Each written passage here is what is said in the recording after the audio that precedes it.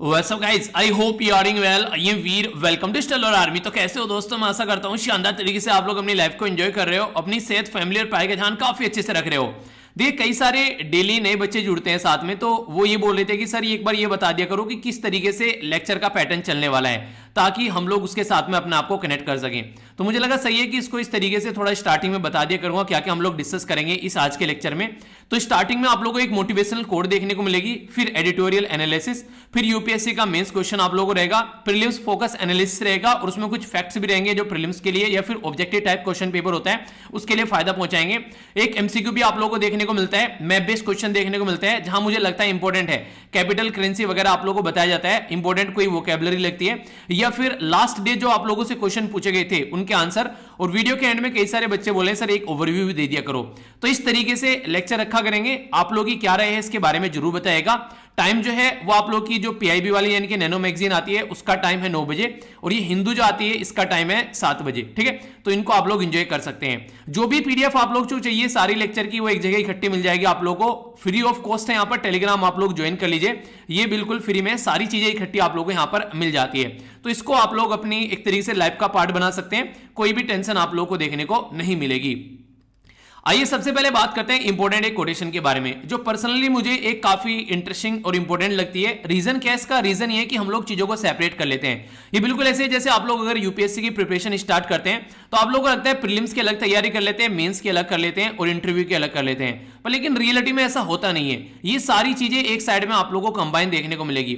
उसी तरीके से अगर आप लोगों को मोटिवेट रहना है तो दोनों चीजों पर आप लोगों को फोकस देकर चलना पड़ेगा। यानी कि आप लोगों की फिजिकल और आप लोगों की जो मेंटल हेल्थ है दोनों एक दूसरे के साथ में कनेक्ट हैं। आप लोग उनको सेपरेट करके नहीं देख सकते कि यार ठीक है हम लोग फिजिकली तो बहुत स्ट्रांग हो जाते हैं, पर मेंटली जो है जरा सा भी अगर कोई दर्द आया, जरा सा भी कोई दिक्कत बन गई लाइफ में, उसके सामने टिक नहीं पा रहे हैं। तो दोनों में बैलेंस होना जरूरी है, तभी आप लोग लाइफ को आगे लेकर लीड कर पर चल पाएंगे। और इस तरीके का आप लोगों का एथिक्स का क्वेश्चन भी आप लोगों का यहां से बन जाएगा कि इस तरीके से आप लोगों से पूछ लेंगे, यू कैनॉट रिलाई सेपरेटली, अगर बात करें यहां पर फिजिकल और mental health, because the health जो होती है वो हैपन होती है एज ए वोल, यानी कि पूरा आप लोगों का बॉडी का पार्ट होता है, उसी के अंदर आप लोगों का माइंड होता है, उसी के अंदर आप लोगों की बेसिकली पर्टिकुलर जो बॉडी होती है, उसी सिस्टम में आप लोगों को सारी चीजें एक बैलेंस में लेकर चलनी पड़ती है। तो ऐसे आप लोगों को इसके ऊपर कमेंट करने के लिए भी आ सकता है, क्योंकि एथिक्स में हैप्पीनेस के बारे में, इन सब चीजों के बारे में आप लोगों से क्वेश्चन पूछे भी जा चुके हैं। तो ये जरूरी है एक पर्टिकुलर लीडरशिप के अंदर कम से कम ये क्वालिटी कि फिजिकली और मेंटली भी उसको स्ट्रांग होना चाहिए, तभी वो उस तरीके की कंडीशन, उस तरीके की प्रॉब्लम को टैकल कर पाएगा। ठीक है, तो ये एक इंपॉर्टेंट कोटेशन लगी मुझे पर्सनली, तो इसको लाइफ में आप लोग उतार सकते हैं अगर रियलिटी में अपनी लाइफ को एक सही डायरेक्शन देकर चलना चाहते हैं तो। ठीक है, आप लोगों ने देखा काफी अच्छे से हमारी कंट्री में ईद जो है वो सेलिब्रेट की गई, पर लेकिन ऐसे मौके जो होते हैं वो देखने लायक होते हैं। अगर यही इस तरीके का माहौल पूरी जो है आप लोग बोले कि पूरे साल जो है देश के अंदर बना रहे तो कैसा रहेगा कि पाकिस्तान और इंडिया के बॉर्डर पर जो हमारी कंट्री के जो पाकिस्तान के जो सिपाही हैं वो आपस में जो मिठाई है, जो स्वीट्स हैं वो शेयर कर रहे हैं एक दूसरे के साथ में ईद के मौके पर। तो ऐसा होना चाहिए यार, ताकि देख तरीके से शांति बनी रहे और सारी चीजें जो है सही डायरेक्शन में चले।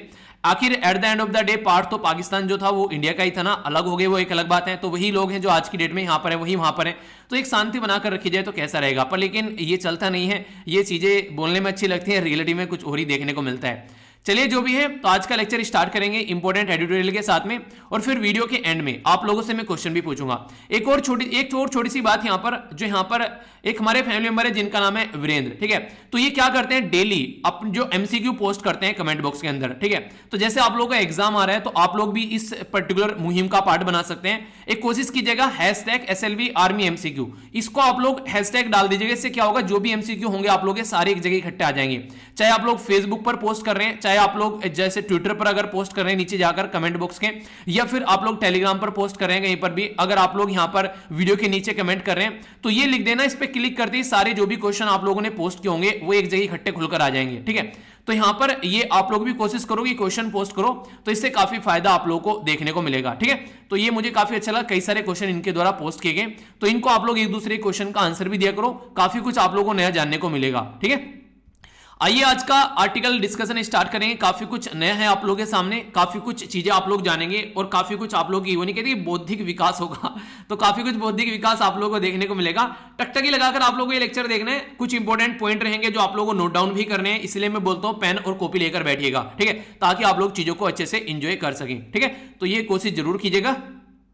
चलिए तब तक ये क्वेश्चन भी आप लोग अटेम्प्ट कीजिए, वीडियो के एंड तक आप लोगों को इनका आंसर मिलेगा। कैनरी आइलैंड के बारे में आप लोगों को बताना है, ये कहां पर लोकेटेड है, Indian ocean, Pacific ocean, Arctic या फिर अटलांटिक ओशन, ठीक है। बाकी ये जो क्वेश्चन था जो मैंने आप लोगों से पूछा था यहां पर डिलिमिटेशन कमीशन के बारे में, तो इसको डिटेल में वीडियो के एंड में डिस्कस करूंगा। आंसर तो इसका आप लोगों को चलिए बता दीजिए एक बार आप लोग फिर से, इसमें ये आप लोगों को यहां पर एक कॉन्स्टिट्यूशन एंगल भी मैं आप लोगों को बताऊंगा वीडियो के एंड में, ठीक है। तो इसके बारे में हम लोग जानेंगे। प्यारा क्वेश्चन है, बन सकता है क्योंकि जम्मू एंड कश्मीर के अंदर अभी डिलिमिटेशन कमीशन जो है वो काफी ज्यादा न्यूज में देखने को मिल रहा है, तो इसके चलते क्वेश्चन बनने के चांसेस हैं, ठीक है। तो इसके बारे में आप लोग थोड़ा सा आइडिया रख सकते हैं, जो कि आप लोगों से क्वेश्चन बने तो आप लोग को बेसिकली हल्का सा आइडिया होना चाहिए। एक और छोटी सी बात, यहां पर हमारी फैमिली मेंबर यहां पर कल एक और मैंने यहां पर सिलेक्शन का कमेंट देखा, तो तालुका डेवलपमेंट ऑफिसर में इनका सिलेक्शन हुआ कर्नाटका पब्लिक सर्विस कमीशन में, ठीक है। तो ये 2018 में कंडक्ट किया गया था और 16वीं रैंक है, एक बेस्ट रैंक आप लोग बोल सकते हैं। तो इस तरीके से आप लोग देखिए चीजें सिलेक्शन होता है, थोड़ा सा पेशेंस रखकर बस आप लोग को बढ़ना होता है। इस तरीके से अगर लाइफ को लीड करते हुए आप लोग चलते रहेंगे तो आराम से आप लोग फाइनल डेस्टिनेशन तक जरूर पहुंचेंगे, ठीक है। आइए अब आर्टिकल के ऊपर नजर डालेंगे। काफी एक प्यारा आर्टिकल आप लोग बोल सकते हैं, एक एक कर हम लोग डिस्कस करेंगे, जिसमें कई सारी चीजें आप लोगों को जानने को मिलेगी, जो पर्सनली अगर बोले कि एक डिफरेंट एंगल आप लोगों को देखने को मिलेगा, तो कई सारे ऐसे आर्टिकल के ऊपर हम लोग यहां पर नजर डालते हैं, ठीक है। तो देखेंगे क्या क्या बातें की जा रही है। ये वाला जो आर्टिकल है यहां पर बेसिकली ये किस तरीके से यूएई पर क्या इंपैक्ट पड़ रहा है आज के डेट में, ओपेक क्या है, ओपेक प्लस क्या है, और इंडिया का क्या एंगल इसमें हो सकता है। बहुत सारी चीजें आप लोगों को जानने को मिलेगी, मजा आ जाएगा आप लोगों का ये आर्टिकल सुन के, चक्षु खुल जाएंगे, इतनी सारी चीजें हैं। और एक बात और बताऊं यार, देखो आप लोगों का फाइनल डेस्टिनेशन तो देखिए फाइनल डेस्टिनेशन तो आप लोगों का ऐसा है ना कि सिलेक्शन हो जाए, ठीक है। आप लोग कई सारे बच्चे क्या करते हैं, बस प्रीलिम्स की तैयारी करते रहते हैं, फैक्ट्स रटते रहते हैं, उन पे फोकस करते रहते हैं, पूरी स्टडी को कंबाइन कर चलिए। प्रीलिम्स एक पार्ट है, पर लेकिन प्रीलिम्स आप लोगों के लिए एक हर्डल क्लियर करने का काम करेगा, सिलेक्शन नहीं होने वाला है प्रीलिम्स से, क्योंकि प्रीलिम्स जो है ओनली क्वालिफाइंग होता है, उसके मार्क्स नहीं ऐड होंगे कहीं पर भी। तो इसलिए अगर आप लोग एडिटोरियल को ढंग से नहीं सुन रहे हैं, एडिटोरियल जो है वो सबसे इंपॉर्टेंट पोर्शन होता है। किसी भी टॉपर को उठाकर देख लो, कोई ये बोलता है कि भले ही पूरा न्यूज़पेपर आप लोग छोड़ दो, कोई जरूरत नहीं है पूरा न्यूज़पेपर पढ़ने की, पर एडिटोरियल जरूर पढ़ो, क्योंकि पूरा न्यूज़पेपर पढ़कर प्रीलिम्स की तैयारी होगी ओनली, और प्रीलिम्स के तो मार्क्स भी ऐड नहीं हो रहे हैं, वो जस्ट एक क्वालिफाइंग है। प्रीलिम्स पर उतना ही फोकस करो जितना जरूरी है आप लोगों को, क्योंकि वो जस्ट आप लोग क्वालिफाइंग करना है। फैक्ट रखते रहते हो, फैक्ट कोई नहीं पूछ रहा है आप लोगों से, हाँ कुछ फैक्ट्स पता होने चाहिए आप लोगों को, पर लेकिन इसका मतलब नहीं प्रीलिम्स की तैयारी किए जा रहे हैं, मतलब अब की साल प्रीलिम्स कर लो, अगली साल मेंस करें ना, अगली साल इंटरव्यू कर लो, बस ऐसे ही चलता रहेगा। तो इस तरीके से नहीं करना है, एडिटोरियल बिल्कुल भी नहीं छोड़ना है, चाहे कुछ भी क्यों ना हो जाए। ये सबसे इंपॉर्टेंट पार्ट है पूरी पढ़ाई का, अगर आप लोग देकर चलो यूपीएससी का पार्ट का। एडिटोरियल फॉलो कर लो, कुछ मत करो तो भी एक बार को सर्वाइव कर जाओगे, पर लेकिन एडिटोरियल छोड़ दो तो फिर कहीं सर्वाइव नहीं करने वाले हो। तो ये बात गांठ बांध लो अपनी।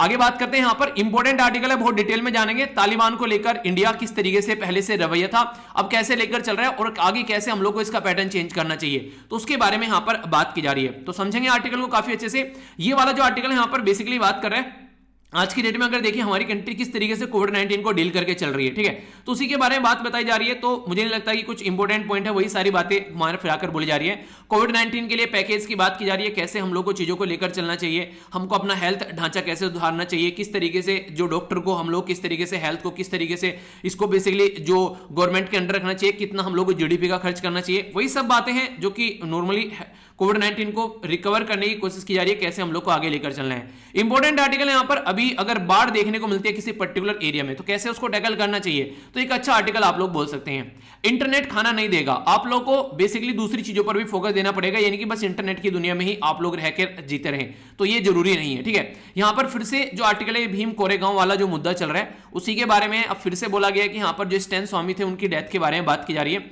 तो ये हम लोग आर्टिकल नहीं देखेंगे, ठीक है। बेसिकली पता ही आप लोगों को वही सारी चीजें यहां पर फिर से रिपीट की जा रही हैं। तो इंपॉर्टेंट आर्टिकल जो है वो एक एक कर हम लोग देखेंगे, जो कि काफी कुछ आप लोगों को यहां पर सिखाकर जाने वाला है, ठीक है।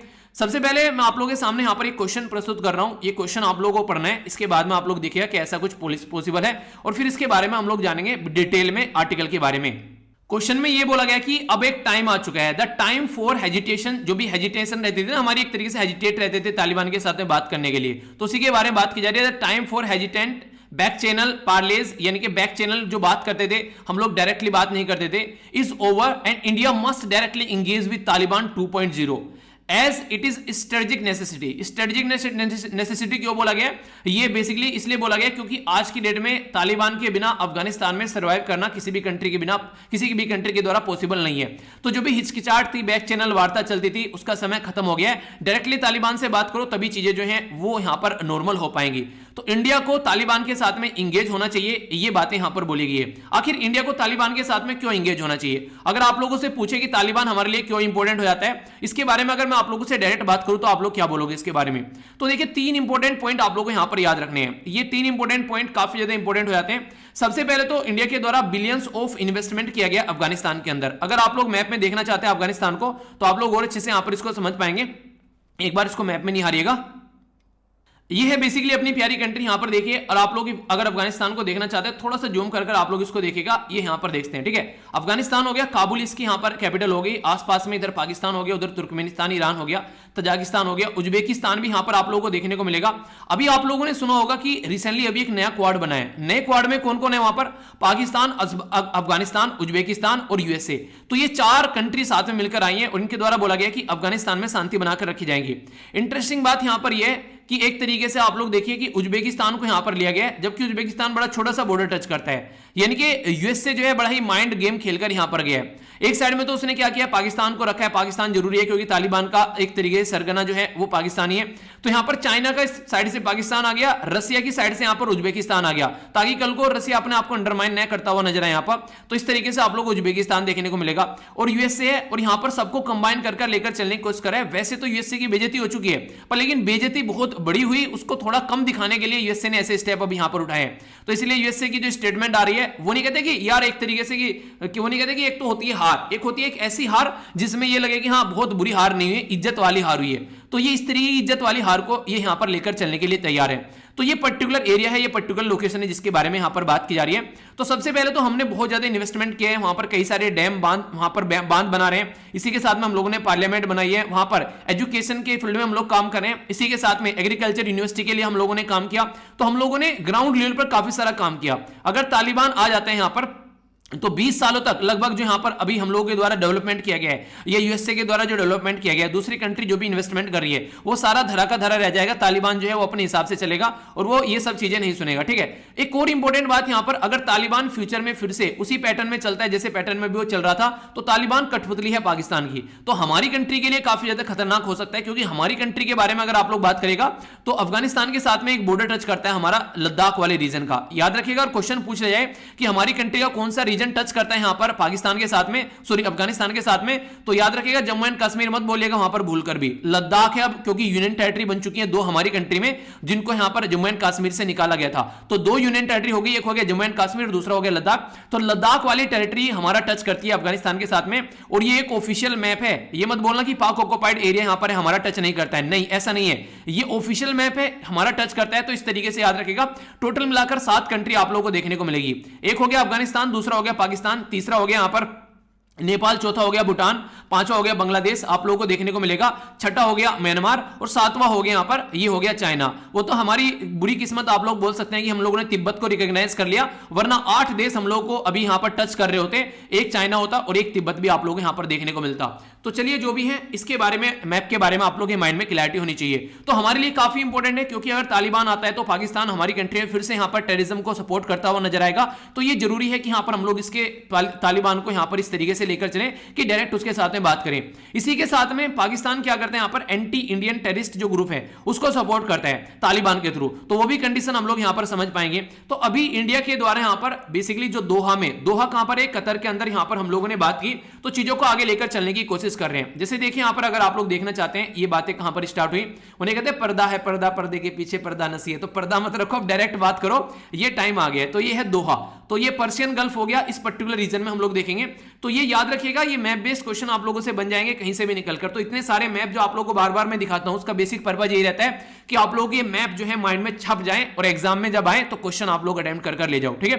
तो यहां पर इस तरीके से तालिबान को यहां पर अभी टैकल करने की कोशिश करनी चाहिए, उसके साथ में बातें करनी चाहिए। अभी क्या क्या बातें कुछ और जान लेते हैं। यहां पर यूएसए के बारे में बात करें तो रिसेंटली यूएसए ने क्या किया, अभी यहां पर अपनी जो आर्मी है, फोर्स है, उसको वहां से निकाला काफी लार्ज स्केल पर, और इनके द्वारा टारगेट रखा गया था 11 सितंबर। आप लोग बोल रहे हैं 11 सितंबर को ऐसा क्या हुआ कि यहां पर 11 सितंबर इनके द्वारा ये टारगेट रखा गया, क्योंकि 11 सितंबर 2001 में टेररिस्ट अटैक किया गया था यहां पर अमेरिका के ऊपर, जिसमें अमेरिका के लगभग 3000 के करीब लोग यहां पर मारे गए थे। ये वही टेररिस्ट अटैक है, आप लोगों ने सुना होगा, जिसमें से बिल्डिंग में से हवाई जहाज निकाल दिया था यहां पर, और बोला गया था ओसामा ओसामा बिन लादेन के द्वारा ये हरकतें की गई है। तो बिन लादेन के द्वारा जो हरकतें यहां पर की गई थी, यहां पर ये तो इस्लामिक टेररिस्ट ग्रुप जो अल कायदा है यहां पर ये, ठीक है, तो अल कायदा के हेड थे यहां पर ये, और तालिबान ने भी कहीं ना कहीं सपोर्ट किया, क्योंकि काफी लंबे समय तक यहां पर ये अफगानिस्तान में छिपा रहा, और अफगानिस्तान में छिपा रहा और तालिबान ने इसको हैंड ओवर करने से मना कर दिया बेसिकली यूएसए को। तो यूएसए को लगा कि ऐसे नहीं चलेगा, ये भूल गए कि कौन बाप है और कौन बेटा है, तो यूएसए अपनी फोर्स लेकर पहुंच गए यहां पर बेसिकली। हालांकि वो तो एक अच्छी बात है कि तालिबान को तो कंट्रोल करने की कोशिश कर रहा था, पर लेकिन ओसामा बिन लादेन को पाकिस्तान के अंदर घुसकर मारा यूएसए ने। तो ये काफी इंटरेस्टिंग चीज लगी कि हाँ, हमारी कंट्री के ऊपर अटैक किया है तो हम तुमको छोड़ेंगे नहीं, तुम कहां भी जाकर छुप जाओ। पर लेकिन तालिबान के द्वारा जो हरकतें की गई यूएसए को पसंद नहीं आई, तो यूएसए को लगा कि तालिबान को भी चलकर टैकल करते हैं, तो यूएसए यहां पर पहुंच गया। ये याद रखिएगा, ऑपरेशन एंड्यूरिंग फ्रीडम, ये काफी इंपॉर्टेंट है, जिसके चलते यहां पर यूएसए के द्वारा ये बेसिकली बोला गया था कि यूएसए के द्वारा स्ट्राइक लॉन्च की गई थी अफगानिस्तान के अंदर में। तो ये ऑपरेशन एंड्यूरिंग फ्रीडम है यहां पर। ये अगर क्वेश्चन पूछ ले क्या होगे तो ये मत बोलना आंखें बंद कर यार ये क्या हो गया, सर खुजाने लगो, ठीक है। तो ये छोटी छोटी बातें होती है, आंसर राइटिंग में भी यूज कर सकते हैं आप लोग इनको। अगर बात की जाए तो तालिबान जो है यहां पर ये, और देखिए जिसको ये लगता है ना कि एडिटोरियल बेसिकली आंसर राइटिंग के लिए ही होता है, यहां से प्रीलिम्स की तैयारी नहीं होती है, तो कितनी सारी बातें आप लोगों को यहां पर देखने को मिल रही है। ऑपरेशन एंड्यूरिंग फ्रीडम हो गया, या फिर आप लोगों को मैप बता दिया मैंने कहां पर है, पर्शियन गल्फ क्या है, ये सारी चीजें।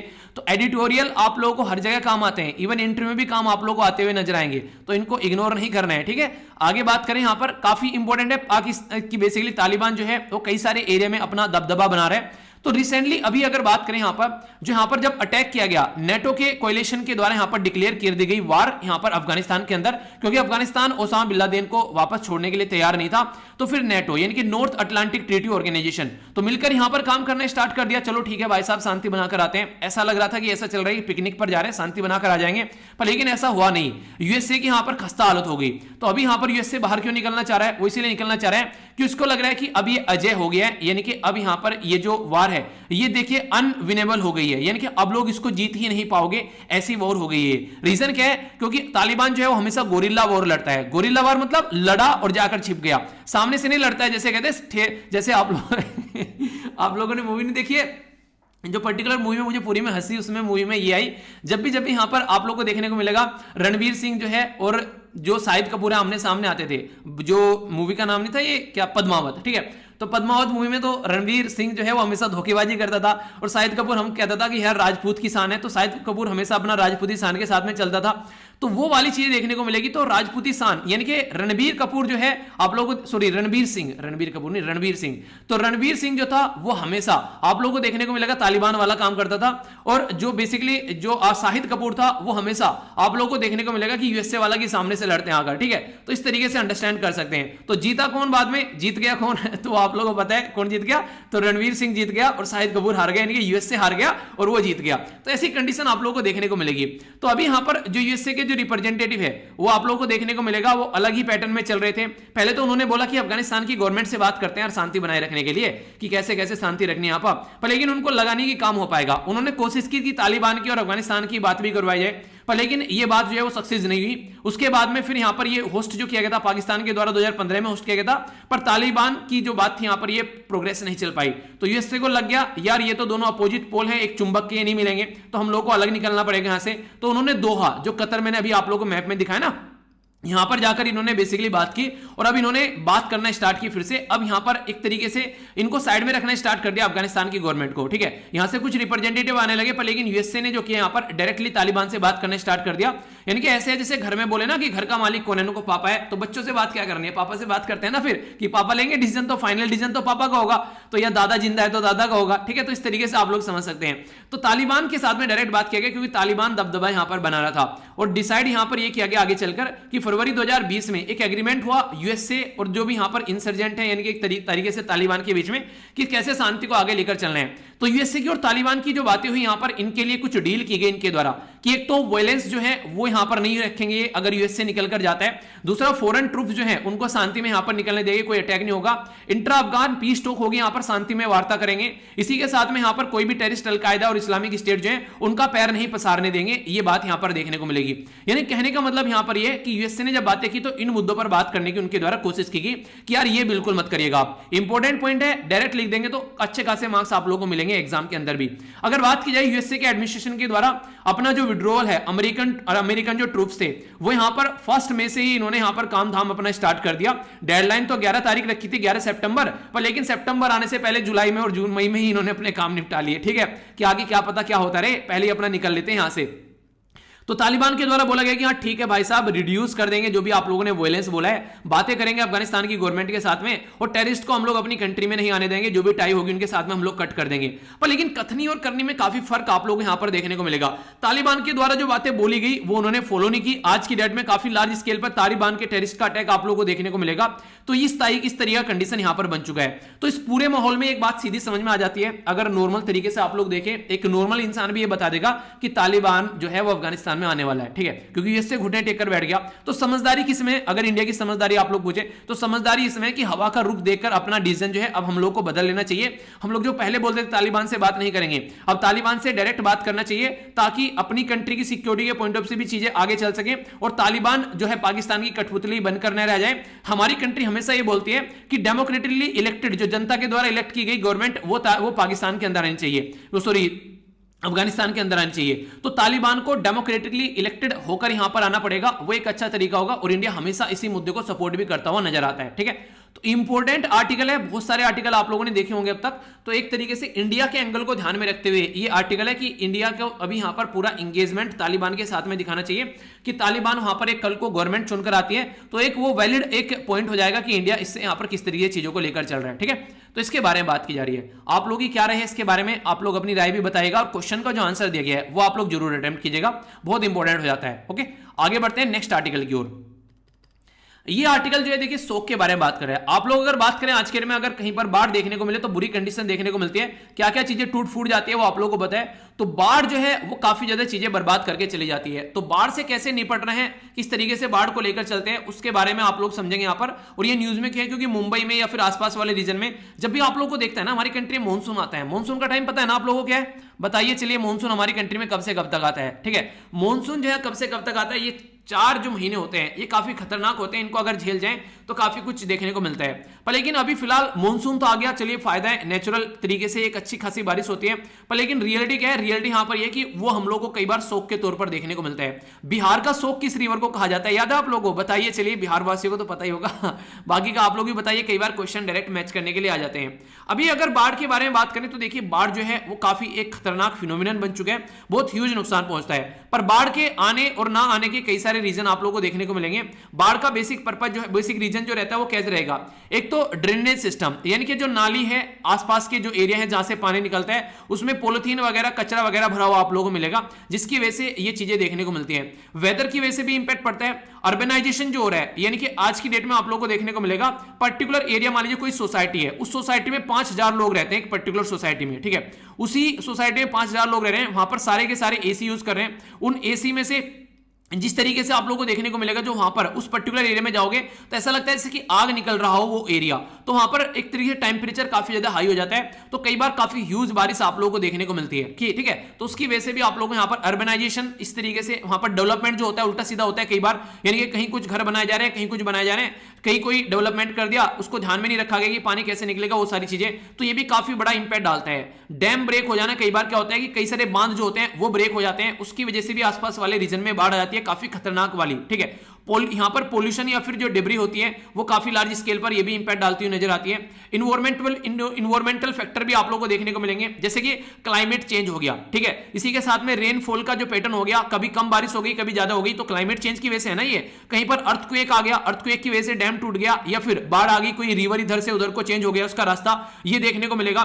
तो इसमें कई सारी ऑर्गेनाइजेशन हमारा जो इंपॉर्टेंट रोल प्ले करती है वो होता है नेशनल डिजास्टर मैनेजमेंट अथॉरिटी। ठीक है, एनडीएमए बोलते हैं इसको ये। ठीक है, एनडीएमए जो होती है उसको हेड कौन करते हैं सेंटर पर, और कौन हेड करता है स्टेट पर, और कौन हेड करता है डिस्ट्रिक्ट लेवल पर। ये क्वेश्चन का आंसर आप लोगों को देना है। ठीक है, ये ऐसे क्वेश्चन है जो कई बार आप लोगों से डायरेक्ट पूछ ले जाते हैं। तो यानी कि अगर मोटे मोटे तौर पर आप लोग देखोगे तो एक तरीके से कई बार आप लोगों को देखने को मिलेगा जो अंडर डेवलप्ड ड्रेनेज सिस्टम है, यानी कि पानी निकलने का जो साधन है वो ढंग से नहीं है, इस तरीके से बाढ़ आ जाती है।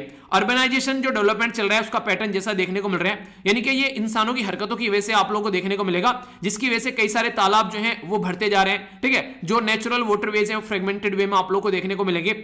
जो यहाँ पर आज की डेट में जो लैंड है, जो नॉर्मली पहले यहाँ पर यूज की जाती थी, जैसे लैंड खाली पड़ी हुई है, चलिए सही है, पानी आया तो आराम से निकल कर चला गया, पानी को निकलने की जगह ही नहीं मिल पाती है, वो चीज देखने को मिलेगी। क्लाइमेट चेंज मैंने आप लोगों को बता ही दिया। इसी के साथ में जो डेंसली पॉपुलेशन आप लोगों को देखने को मिलती है अर्बन एरिया में, तो एक तरीके से हीट इतनी ज्यादा निकलती है जिसके चलते बारिश भी कई बार काफी ज्यादा देखने को मिल जाती है। उसकी कंडीशन फिर कुछ ऐसी आप लोगों को यहाँ पर नजर आती है। इसके लिए आप लोगों ने इसके बारे में भी सुनना भी होगा। यहाँ पर जापान के अंदर एक एरिया है सेंडाई, तो उसके चलते सेंडाई फ्रेमवर्क आया कि कैसे रिड्यूस करनी है मोर्टेलिटी, यानी कि कैसे आप लोगों को रिड्यूस करनी है जो इंपैक्ट पड़ता है, और कैसे इंक्रीज करनी है अच्छी अच्छी चीजें। तो यहाँ पर बोला जा रही है मोर्टेलिटी, यानी कि लोगों की जान जा रही है, उसको कैसे आप लोग कंट्रोल करने हैं। जो इफेक्ट हो रहे हैं यहाँ पर एक तरीके से जो ग्लोबल पॉपुलेशन, ठीक है, तो उसको कैसे आप लोगों को टैकल करना है। इकोनॉमिक जो लॉस हो रहा है उसको कैसे आप लोगों को रिड्यूस करना है। और जो इंफ्रास्ट्रक्चर, यानी कि आप लोगों ने देखा ना घर डूब गए इस तरीके से, कई सारी गाड़ी बह गई, जैसे आप लोग देखने को मिलेगा, जैसे बिजली का खंभा पेड़ टूट गया, वो सारी चीजें अगर बात करें, ठीक है, तो इसको कैसे कम करना है, यहाँ पर इंक्रीज क्या करना है। आज की डेट में सारी कंट्री मिलकर आए और लोकल एरिया पर कैसे यहाँ पर उसको लेकर चलना है,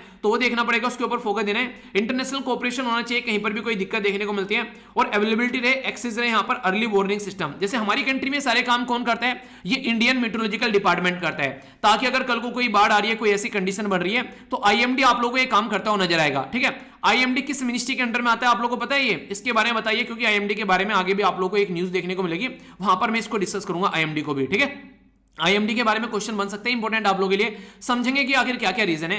तो ये कई सारे एरिया आप लोग ऐसे बोल सकते हैं आज की डेट में, अगर इनको काउंट कर आप लोग चलते हैं तो काफी ज्यादा जरूरी है कि एक बैलेंस बनाकर रखना है। तो जिस तरीके से पैटर्न चेंज होते हैं, तो बाढ़ को रोकने का ये बेसिकली एक रेस्पॉन्सिबिलिटी होती है। तो हम लोगों को क्या करना चाहिए, प्रॉपर अर्बन प्लानिंग करनी चाहिए। अगर अर्बन एरिया में ऐसे आप लोग चीजों को लेकर चल रहे हैं, ठीक है, लोगों को भी यहाँ पर इसके बारे में अवेयरनेस फैलानी चाहिए। पॉलिथीन वगैरह जो चीजें हैं, ये काफी खतरनाक रोल प्ले करती है, तो इसके बारे में हम लोग को सोचना पड़ेगा।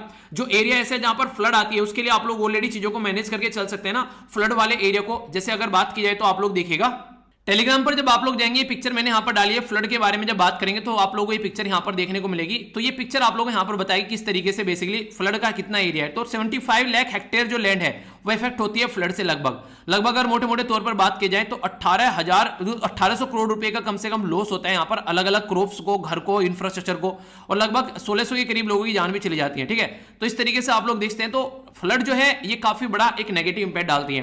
तो ऐसी पिक्चर जो है वो अपने पास आप लोग रखिएगा, ये इंपॉर्टेंट है काफी ज्यादा।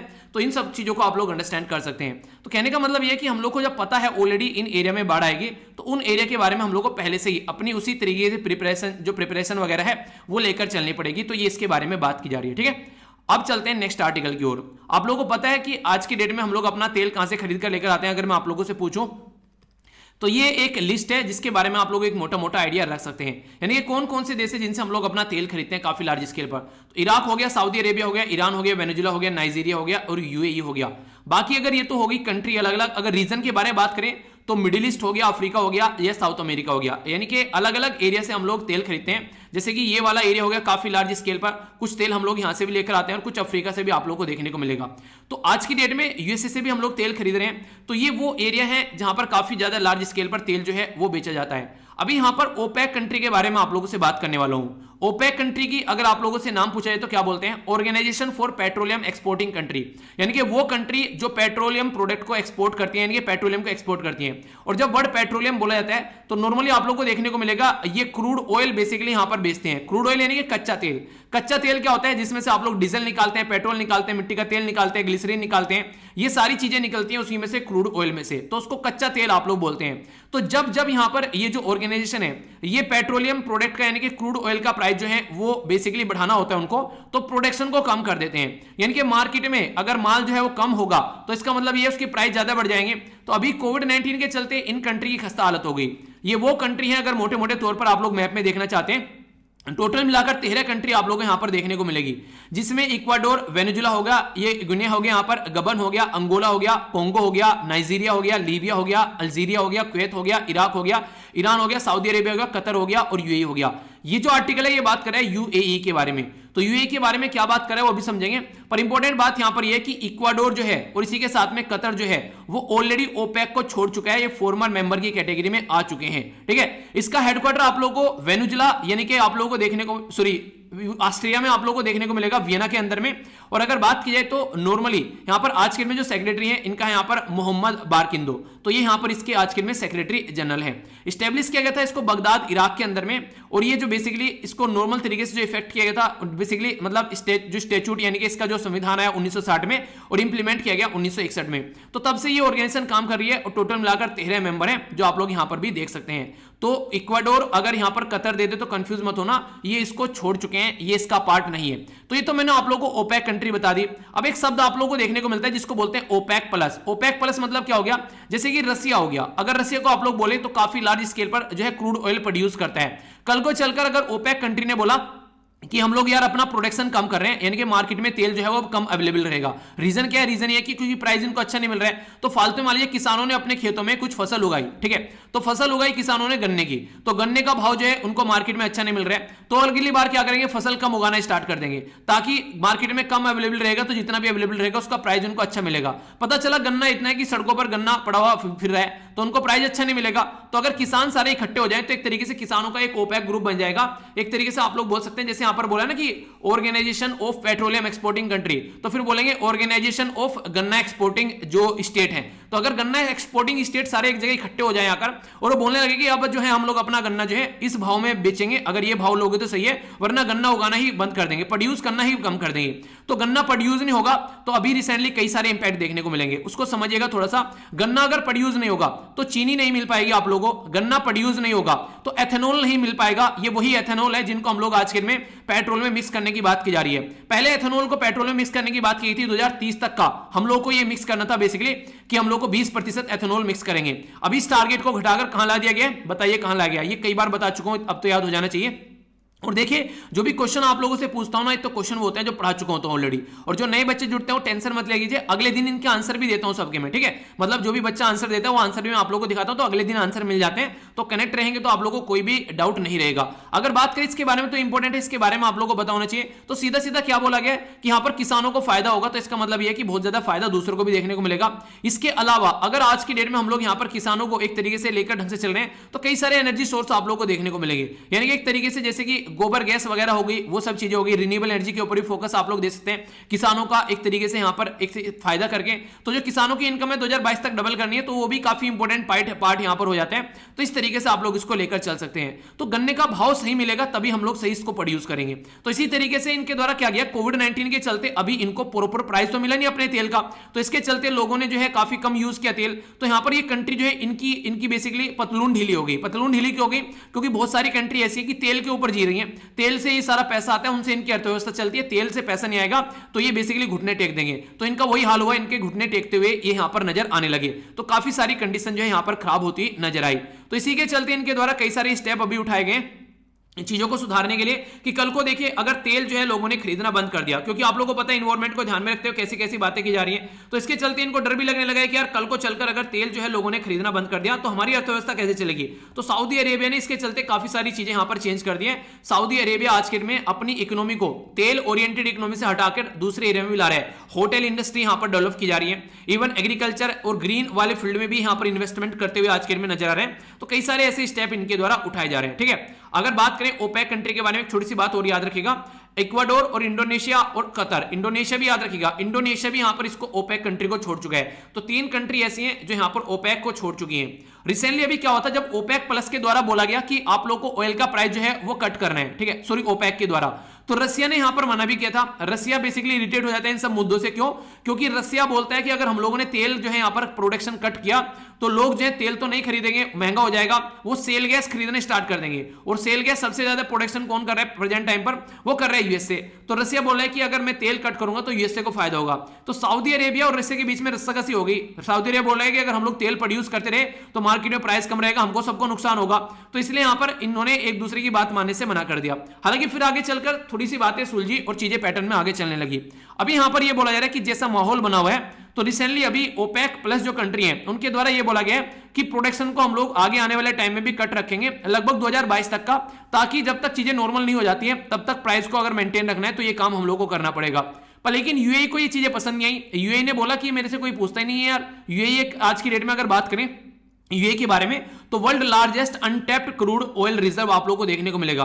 यानी कि क्रूड जो रिजर्व है यहां पर काफी बड़ा, यानी कि वर्ल्ड में लार्जेस्ट बोला जा रहा है कि यूए के पास में है। आज के दिन में यूए के पास में काफी ज्यादा आप लोगों को रिसोर्सेज देखने को मिलेंगे। तो इसके चलते यहां पर अगर बात करें, ओपेक कंट्री जो है वो उसको क्विट कर सकता है। अगर ये इस तरीके से बातें करेंगे तो फिर से यहां पर इनको प्रॉब्लम देखने को मिलेगी। तो सऊदी अरेबिया यूए के रिलेशन वैसे खस्ते चल रहे हैं जब से यहां पर सऊदी अरेबिया यूए के रिलेशन जो है वो दिक्कत में आ गए थे। जब यूए के द्वारा यहां पर अपने रिलेशन जो है वो इजराइल के साथ में अच्छे किए गए, तो उस टाइम पर यहां पर दिक्कतें देखने को मिली। एक तो पॉइंट वो हो गया था जब इजराइल के साथ में इनके रिलेशन नॉर्मल कराए गए डोनाल्ड ट्रंप के द्वारा, ठीक है। इसी के साथ में दूसरा इंपॉर्टेंट मुद्दा यह था जब सऊदी अरेबिया जो है यमन में अपनी वार छेड़े हुए था। यमन कहां पर है और क्यों वार छेड़े हुआ था, तो इसको समझ लीजिए एक बार।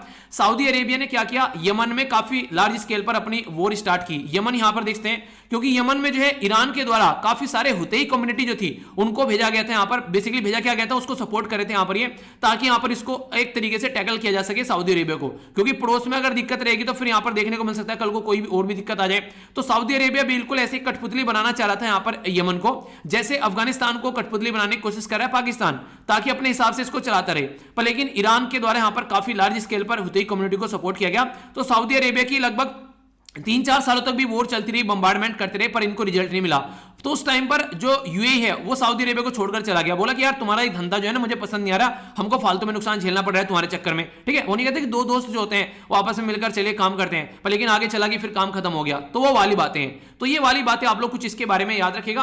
तो इसका मतलब यहां पर यह था कि स्टार्टिंग में अगर बात करें, अगर मैं इंटरेस्टिंग वे में आप लोगों को थोड़ा सा यहां पर बताना चाहूं, तो ये बिल्कुल ऐसा था जैसे ओपेक बनाया गया। तो कैसे बनाया गया, ऐसे नहीं होता कि 4-5 लोग साथ में आ जाते हैं, चलो यार एक स्टार्टअप स्टार्ट करते हैं। तो ये ओपेक बिल्कुल ऐसा ही स्टार्टअप था जिसमें Iran, Iraq, Kuwait, Saudi Arabia और वेनेजुएला ने मिलकर ये स्टार्टअप स्टार्ट किया था, 5 कंट्री ने। फिर इसमें कंट्री कई सारी और जुड़ती चली गई, तो स्टार्टअप बढ़ता चला गया। फिर कुछ कंट्री को लगा कि नहीं यार स्टार्टअप काम नहीं कर रहा है और हमारे हितों के फेवर में नहीं है, तो इक्वाडोर, इंडोनेशिया, कतर जो है बाहर निकल गए। इसके साथ में फिर आगे चलकर लगा कि यहां पर चीजें ऐसे नहीं चलेगी, तो इन्होंने ओपेक को अपने अंदर मिला लिया, यानी कि और सारी कंट्री को अपने अंदर मिला लिया, ओपेक प्लस को, ठीक है। ओपेक ने ओपेक प्लस को मिलाना स्टार्ट कर दिया ताकि ये डिसीजन अगर ले तो उसका इंपैक्ट रहे, ऐसा ना हो कि इंपैक्ट ना रहे। पता चला इन्होंने बोला प्रोडक्शन कम कर दे, रशिया ने प्रोडक्शन बढ़ा दी, ठीक है। कुवैत, कतर ने प्रोडक्शन बढ़ा दी, इंडोनेशिया ने प्रोडक्शन बढ़ा दी, इक्वाडोर ने प्रोडक्शन बढ़ा दी। तो उनका प्रोडक्शन कट करने का कोई फायदा नहीं रहा, तो लोग यहां से तेल खरीदना स्टार्ट कर देंगे, तुम्हारी मार्केट तो खत्म हो गई। तो इस तरीके से आप लोग चीजों को अंडरस्टैंड कर सकते हैं। यानी कि कहने का मतलब यह है कि आप लोगों के माइंड में अगर इस तरीके से क्लैरिटी रहेगी ना कॉन्सेप्ट की, तो क्वेश्चन अगर पूछेगा इंटरव्यू में बैठकर, तो वो बोलेगा कि बंदे को नॉलेज है भाई साहब, ठीक है। तो ऐसा नहीं रहेगा कि ये नहीं करने लगते हैं कि सर खुजाने लगते हैं, इधर उधर देखने लगते हैं कि नहीं पता है, लग रहा है कि ये तो फालतू में ऐसे ही है कि इसको कुछ नहीं पता इन चीजों के बारे में। तो वो वाली चीजें नहीं देखने को मिलेगी। तो इसलिए माइंड में क्लैरिटी लेकर जाइए, तभी जिंदगी जीने का मजा आएगा। कुछ और इंपॉर्टेंट बातें यहां पर अभी रिसेंटली यहां पर इंटरनेशनल जो एनर्जी एजेंसी है उसके द्वारा ये बोला गया था, फोरकास्ट किया गया था कि ऑयल का कंजप्शन 2040 तक ऐसे ही चलने वाला है जैसा चल रहा है, ये कम नहीं होने वाला है। यानी कि इसी स्पीड पर ये बढ़ता रहेगा। उसके बाद में हो सकता है कि सेल गैस आ जाए, सोलर एनर्जी आ जाए, कोई रिन्यूएबल एनर्जी आ जाए, तो चीजें कम होने लगे। पर उस तक तो ये कम से कम ऐसे चलेगा ही चलेगा। ये बात ऑलरेडी बोल दी गई थी इंटरनेशनल एनर्जी एजेंसी के बारे में। इसका हेडक्वार्टर कहां पर है और कब स्टैब्लिश की गई थी, इसके बारे में थोड़ा पढ़ लीजिएगा। और इंपॉर्टेंट क्वेश्चन ये कि क्या इंडिया इसका पार्ट है, तो ये क्वेश्चन का आंसर आप लोगों को देना है। फिर कल इसके बारे में डिस्कस करेंगे। क्वेश्चन देखिए कई सारे बच्चे बहुत अच्छे से दे रहे हैं, पर थोड़ा सा एक काम और करिए, आप लोग एक जगह इकट्ठे कर क्वेश्चन दीजिए, ठीक है। क्वेश्चन के आंसर दीजिए। आप लोग क्या कर रहे हैं कि आप लोग रैंडम एक क्वेश्चन यहां, दूसरा वहां, तीसरा वहां, तो ऐसे थोड़ा ना उठाकर मैं सबके बता पाऊंगा।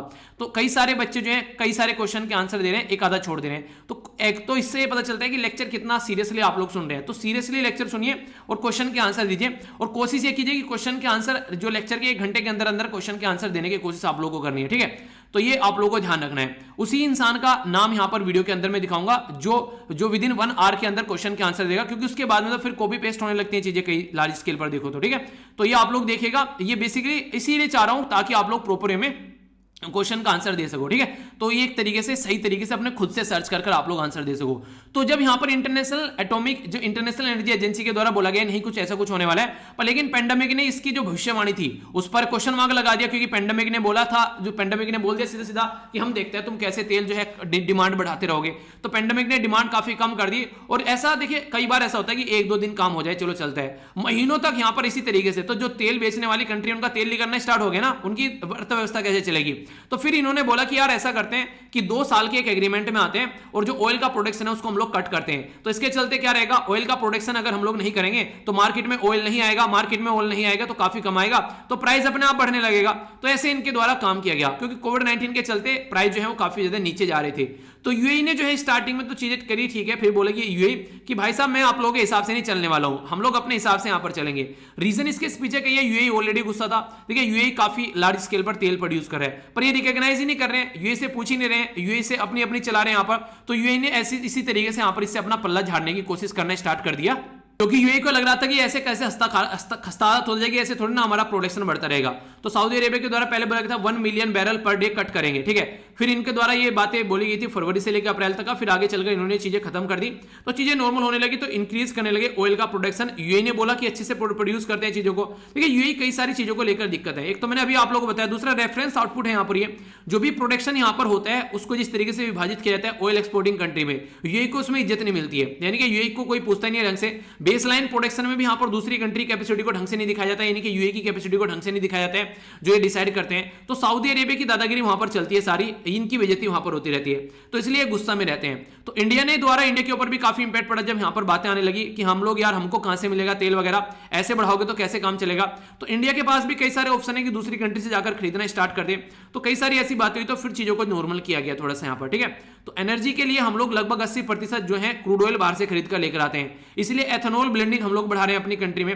देखिए एथेनॉल ब्लेंडिंग बढ़ाने से क्या होगा, अगर एथेनॉल हम लोग बढ़ाते हैं अपने पेट्रोलियम प्रोडक्ट के अंदर, तो एक तो हम लोग बाहर से कम खरीद कर लेकर आएंगे 20% चीजें, ठीक है। अपने किसानों से अगर चीजें खरीदी जा रही है तो किसानों को फायदा होगा, तो जो पैसा हम लोग बाहर दे रहे हैं ना वो अपने किसानों को हम लोग दे पाएंगे, तो इससे किसानों को काफी ज्यादा फायदा देखने को मिलेगा। पर कितना सिस्टमेटिक वे में काम कर पाते हैं वो देखने वाली बात है, उसको थोड़ा सा अंडरस्टैंड करना पड़ेगा, ठीक है। तो ये है इसके बारे में पर्टिकुलर आर्टिकल, आई होप कि आप लोगों की माइंड में क्लैरिटी आ गई होगी। अब जो नेक्स्ट आर्टिकल है वो थोड़ा सा इंटरेस्टिंग आप लोगों को देखने को मिलेगा इनडायरेक्ट वे में, यानी कि डायरेक्ट वे में नहीं, इनडायरेक्ट वे में पता होना चाहिए कुछ ऐसी ऐसी बातें भी आप लोगों को, उन्हें कहते हैं कुछ चटपटी बातें पता होना चाहिए। तो चटपटी बातें वैसे चटपटी है पर लेकिन रियलिटी में इंपॉर्टेंट है। अगर आज के डेट में हम लोग बोले इंटरनेट को बढ़ाना है, इंटरनेट के ऊपर काम करना है, इंटरनेट को एजुकेशन, इंटरनेट को हेल्थ, सारी चीजें इंटरनेट के ऊपर फोकस कर रहे हैं, ठीक है।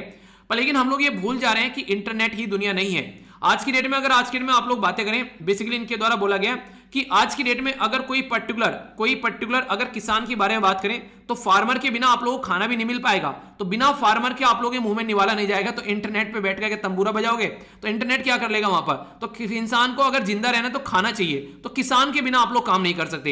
इंटरनेट क्या कर लेगा अगर वहां पर कोई टीचर नहीं होगा पढ़ाने वाला, तो टीचर के ऊपर भी आप लोग को फोकस देना चाहिए। इंटरनेट क्या कर लेगा अगर वहां पर कोई डॉक्टर नहीं होगा इलाज करने वाला, तो डॉक्टर के ऊपर फोकस देना चाहिए। इंटरनेट क्या कर लेगा, इंटरनेट पे न्यूज है, इंटरनेट पे न्यूज है, अगर जर्नलिस्ट ही नहीं रहेगा वहां पर तो इंटरनेट क्या कर लेगा, ठीक है।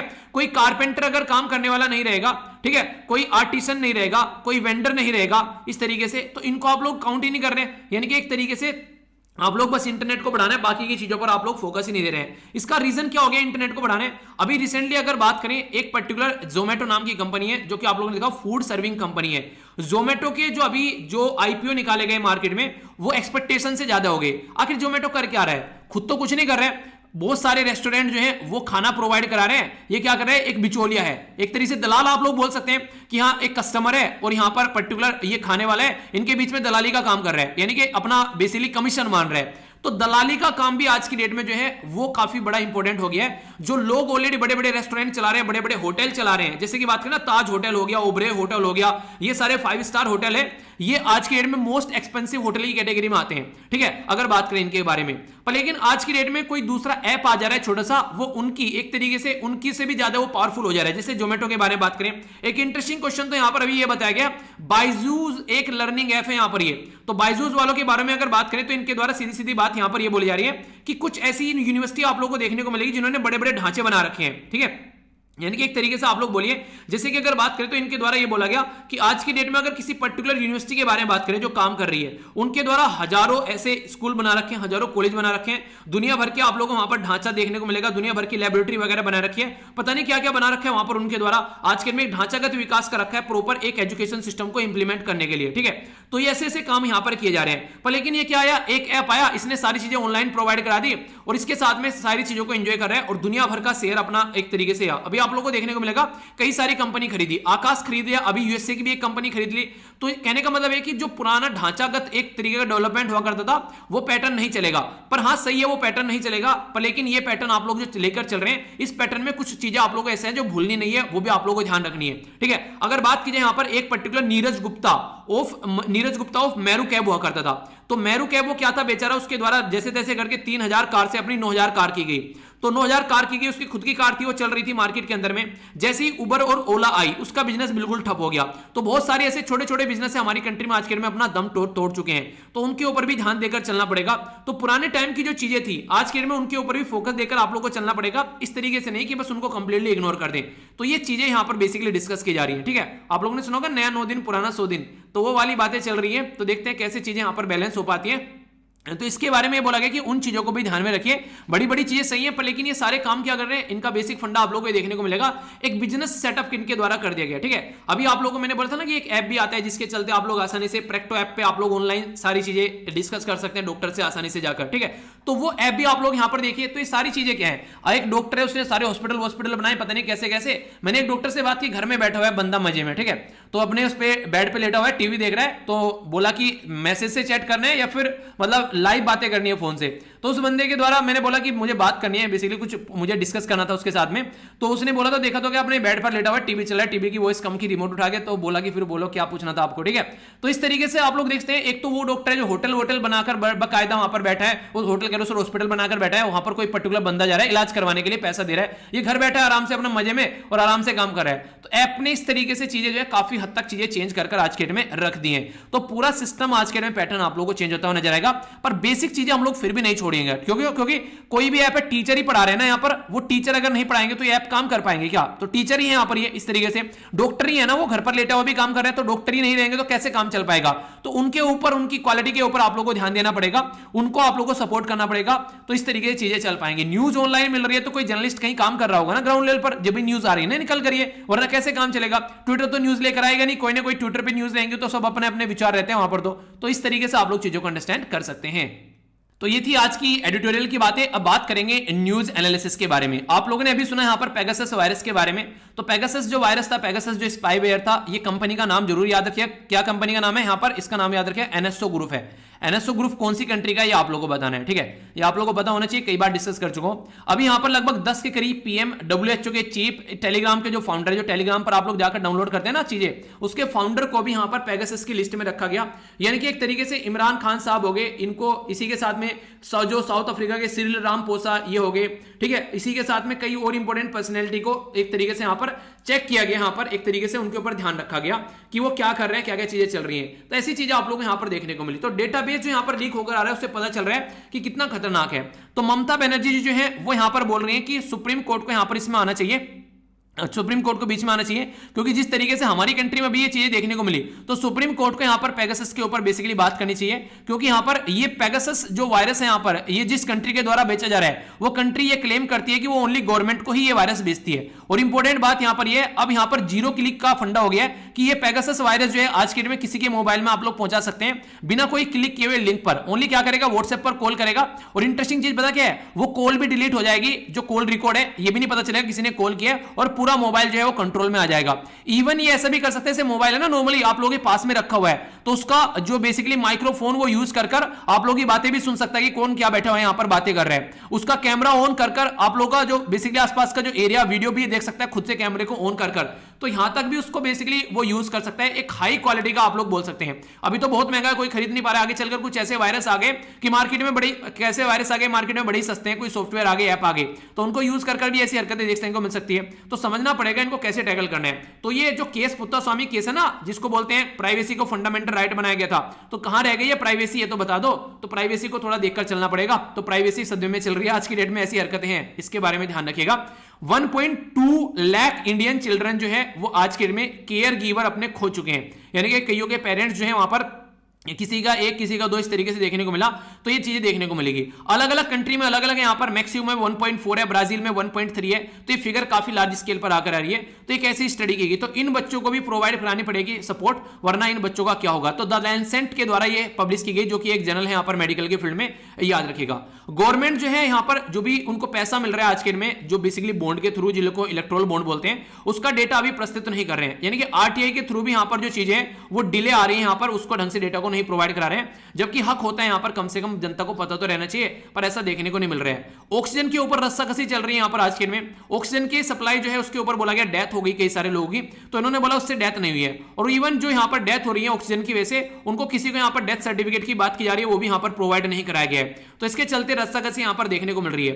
तो सेंट्रल गवर्नमेंट बोल रही है यहाँ पर ऑक्सीजन से कोई डेथ नहीं हुई है, और यहाँ पर काफी सारे एरिया बोल रहे हैं ऑक्सीजन से डेथ हुई है। त्राहिमाम आप लोगों ने देखी तो उसको इग्नोर करने की कोशिश की जा रही है। ओलंपिक देखिए स्टार्ट हो चुके हैं, तो ओलंपिक के ऊपर आप लोग ध्यान रखिएगा, स्टार्ट हो रहे हैं ओलंपिक यहाँ पर, तो इसके चलते आप लोगों को देखने को मिलेगा कहीं ना कहीं हमारी कंट्री के जो प्लेयर हैं उनका सपोर्ट बनाए रखने की कोशिश कीजिएगा। इंपॉर्टेंट न्यूज यहाँ पर निकल कर आ रही है एक पर्टिकुलर इंपॉर्टेंट पर्सनैलिटी के बारे में, जो पैरा ओलंपियन है यहाँ पर, ये नाम है इनका बेसिकली नरेश कुमार शर्मा जो है, इनको अभी रिसेंटली जो टोक्यो ओलंपिक हो रहे हैं उसमें इनको इंक्लूड नहीं किया गया, इनको इग्नोर कर दिया गया सेलेक्ट करने वाली कमेटी के द्वारा। तो ये कोर्ट में पहुंच गए, कोर्ट में जाने के बाद में इनके द्वारा ये बोला ऐसा कैसे कर सकते हैं आप लोग, ऑलरेडी इनको यहाँ पर बेसिकली अर्जुन अवार्ड मिल चुका है, राजीव गांधी खेल रत्न मिल चुका है, जो कि हाईएस्ट अवार्ड की कैटेगरी में आता है खेल के फील्ड में, फिर भी इनको यहाँ पर इस गेम के अंदर इंक्लूड नहीं किया गया। तो इन्होंने बोला कि मेरे साथ में जाति की जा रही है, मुझको इग्नोर किया जा रहा है, मुझे इंक्लूड नहीं किया गया है। तो एक तरीके से हमारी कंट्री में national sport development code of India 2011 है, जिसके बेस पर यहाँ पर सिलेक्शन प्रोसीजर जो है वो बिल्कुल भी ऐसा नहीं होना चाहिए कि उसके कोई अंदर ऐसे इंटरफेयर करेगा, तो इंडिपेंडेंट होना चाहिए। तो वो सारी चीजें यहाँ पर इनके द्वारा बोली गई है, ठीक है। तो देखते हैं कैसे आगे चीजें चलती हैं। फार्मर का प्रोटेस्ट बढ़ता जा रहा है, जैसे मॉनसून सेशन आगे बढ़ रहा है, तो पार्लियामेंट के सेशन को ध्यान में रखते हुए किसान जो है वो प्रोटेस्ट कर रहे हैं, ताकि उनकी बातें सुनी जा सके और बातों को आगे रखा जा सके। तो उसके चलते यहाँ पर ये न्यूज में देखने को मिल रहा है। तो बाकी देखते हैं शांति कब तक बनती है गवर्नमेंट और फार्मर के बीच में।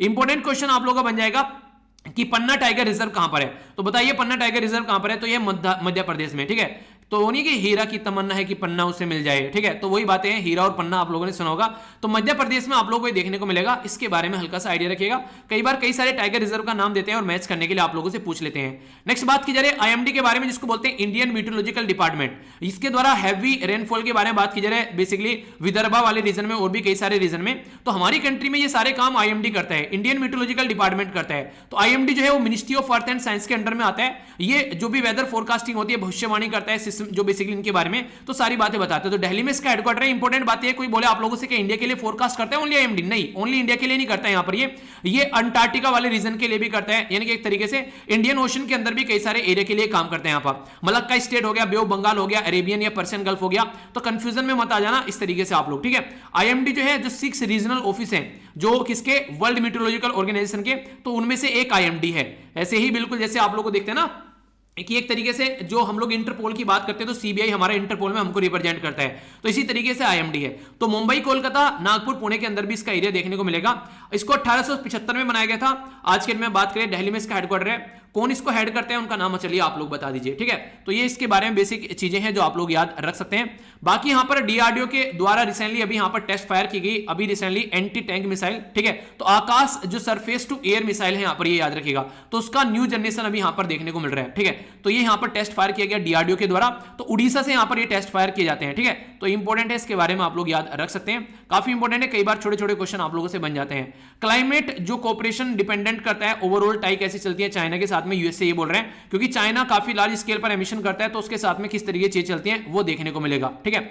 आगे बात करें इंडिया के द्वारा 26 पैक्ट यहां पर साइन किए जा रहे हैं ड्रग के जो भी खतरा है उसको रोकने के लिए। तो ये बायलैटरल अलग अलग एरिया में इनके द्वारा यहां पर ये साइन किए जा रहे हैं। तो मिनिस्ट्री ऑफ होम अफेयर जो है वो यहां पर रिप्लाई कर रही है ये लोकसभा में इन सब चीजों को, कि कैसे नारकोटिक्स कंट्रोल कर रहे हैं, उनके ऊपर फोकस किया जा रहा है, जो दवाइयां हैं वो कैसे आ रही है मार्केट में, उनको कैसे लेकर चला जाएगा, ठीक है। तो वो वाली चीजें हैं। यूके जो है बेसिकली ये बेसिकली नॉर्थ आयरलैंड के साथ में एक न्यू ट्रेड डील के बारे में बात कर रहे हैं। इसके पीछे क्या रीजन है, अगर आप लोग ध्यान से यहां पर देखेंगे आप लोग यूके को, ठीक है, थोड़ा सा मैप को जूम कर मैं आप लोगों को दिखाता हूं, तो आप लोग यहां पर देख पाएंगे ये हो गया यूके और ये हो गया नॉर्थ आयरलैंड। तो यहां पर जब से ब्रेक्जिट हुआ, तो ब्रेक्जिट यानी कि ब्रिटेन का यूरोपियन यूनियन से बाहर निकलना हुआ, तब से लेकर दिक्कत यहां पर इनके बीच में है। तो उसमें शांति बनाने के लिए अलग से डील करने की बात यहां पर ये कर रहे हैं, ताकि यहां पर चीजें नॉर्मल रह सकें, ठीक है। बाकी बाइजूस के द्वारा इपिक करके यहां पर यूएसए बेस्ड एक ऐप है, $500 मिलियन में ये खरीद लिया गया है। $500 मिलियन को रुपये में कन्वर्ट करके बताइए जरा, नीचे आप लोगों को पता चल जाएगा। तो इतना पैसा इधर उधर हो रहा है एजुकेशन इंडस्ट्री में आज के डेट में, ठीक है। आगे बात करते हैं, ये क्वेश्चन मैंने आप लोगों से पूछा था तो यहाँ पर कैनरी आइलैंड के बारे में, तो ये आप लोग को देखने को मिलेगा अटलांटिक वाले रीजन में, ठीक है। एग्जैक्ट लोकेशन आप लोग यहाँ पर देखते हैं, ठीक है। ये हो गया कैनरी आइलैंड, तो मैड्रिड हो गया यहाँ पर, स्पेन हो गया, यहाँ पर ये मोरक्को हो गया, ये हो गया पर्टिकुलर एरिया। मैप में आप लोग देखना चाहते हैं तो कहां पर देखने को मिलेगा, बेसिकली ये यहां पर आप लोगों को देखने को मिलेगा। ये अपनी कंट्री कंपेयर में जरूर देखा कीजिए, ठीक है, ताकि लंबे समय तक आप लोग इसको याद रख पाए। ओके, आगे बात करते हैं। नेक्स्ट क्वेश्चन आप लोगों का बचा हुआ था जो मैंने आप लोगों से पूछा था, इसका आंसर है सी, यानी कि यहां पर आप लोगों को देखने को मिलेगा 1, 3 एंड 4, यानी कि 1, 3 एंड 4 यानी कि 2 नहीं है, स्टेट के जो इलेक्ट्रोल होते हैं वो नहीं है यहां पर, तो आप लोगों को देखने को मिलेगा ये सारे। तो इसके बारे में आप लोगों से क्वेश्चन आखिर क्यों बन सकता है अगर मैं पूछूं एग्जाम में, इसका सीधा सीधा रीजन आप लोगों को आज के में ये देखने को मिलेगा कि हमारी कंट्री में डिलिमिटेशन कमीशन जो किया जा रहा है वो किया जा रहा है जम्मू एंड कश्मीर वाले रीजन में, तो इसलिए आप लोगों से क्वेश्चन पूछा जा सकता है। तो आर्टिकल याद रखिएगा, आर्टिकल 822 है पार्लियामेंट के लिए जब डिलिमिटेशन कमीशन करना है, आर्टिकल 170 है यहां पर बेसिकली स्टेट के लिए जब यहां पर डिलिमिटेशन कमीशन करना है, ठीक है। तो इसमें यहां पर ये प्रेसिडेंट के द्वारा अपॉइंट किया जाता है, इंपॉर्टेंट है, इलेक्शन कमीशन ऑफ इंडिया के साथ में कोलैबोरेट करके, ठीक है। तो डायरेक्ट क्वेश्चन बन जाए एग्जाम में, तो याद रखिएगा। इंपॉर्टेंट क्वेश्चन एक आप लोग बताइए, कई बार बता चुका हूं कि अभी जम्मू एंड कश्मीर के लिए जो डिलिमिटेशन कमीशन है उसके चेयरमैन कौन है, ये आप लोग को बताना है, ठीक है। तो ये था टोटल आज का डिस्कशन। मैं आशा करता हूं शानदार तरीके से आप लोगों ने एंजॉय किया होगा, तो इसके बारे में ध्यान रखिएगा। बाकी क्वेश्चन के आंसर जो दिए गए यहां पर, ये कई सारे बच्चों के द्वारा अच्छे आंसर दिए गए, तो यहां पर आप लोग इनको देखें तो अच्छे से आप लोग कोशिश किया कीजिए यहां पर एक तरीके से कि एक वो नहीं था कि एक जगह आंसर आप लोगों को देने हैं। जैसे डेटा प्रोटेक्शन के बारे में बीएन श्री कृष्णा कमेटी 2017 में बनाई गई थी, बुदापेस्ट कैपिटल हंगरी है जहां पर मैंने आप लोगों से डिस्कस किया था, बेसिकली रिवर दुसान पे आप लोगों को देखने को मिलेगी, ठीक है। इसी के साथ में जबरवान रेंज के बारे में आंसर आप लोगों को बताई दिया था, पीर पंजाल और ग्रेट हिमालय के बीच में देखने को मिलता है। डिलिमिटेशन कमीशन के बारे में हम लोगों ने डिस्कस कर ही लिया, ठीक है।